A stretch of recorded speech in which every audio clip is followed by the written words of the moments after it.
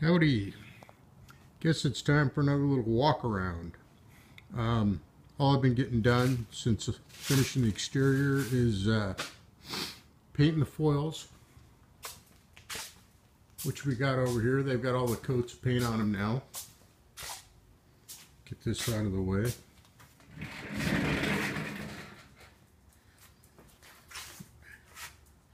So those are just waiting for paint to get hard. And then the other thing I got going on is I've got the primer and the first coat of finish paint on the inside. Definitely need at least one more coat to cover. But then when that's done, I'm ready to turn her back upside down and paint the bottom. And then while I got it upside down and I don't have to walk on it, I'll get the floor painted up, which I've got covered with some cardboard there. That's my step stool to get in and out of the boat. It's a pretty good step from there to there. And then we got the rest of the exterior painted here. Paint right down in those rain gutters. I'm going to have a 90-degree angle on the outside of those with the web turned in to make a slot for the acrylic plexiglass drop boards. And those, I just cut those in there to, if water got in and started running down the rails, to give it a way out instead of into the cabin. Might be completely useless. Might work great. Anyway, I had the saw, thought about it, did it. We'll see. Slot top action. Kennels and transom all done.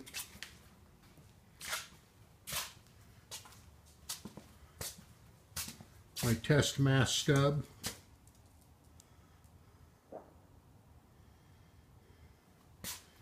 And then I've come to the conclusion I'm going to mount 2 Group 24 batteries. Here's the boxes.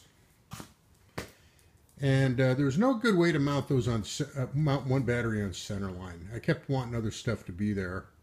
And then also Jim's ballast that you bolt to the bulkheads. I'd have to have some pretty short, thick ones if I broke the span with a battery box. So where I'm actually going to put those, and why I went to 2, is one right there, right at the upright, and then one on the other side.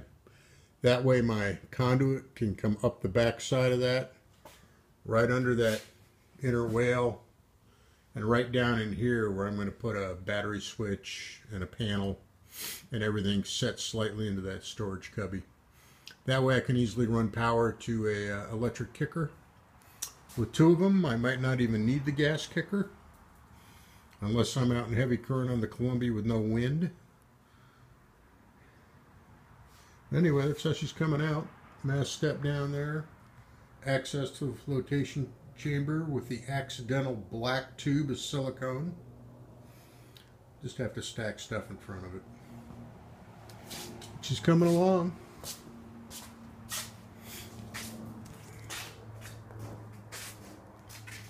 Definitely be ready for next spring. The only thing I have left to really build is the mast, the yard, and the boom. And I'm just waiting until I run into the right wood for that. That'll all be quick and easy after all this. I gotta say, it takes me twice as long to put one coat on the interior as to paint the whole exterior of the boat.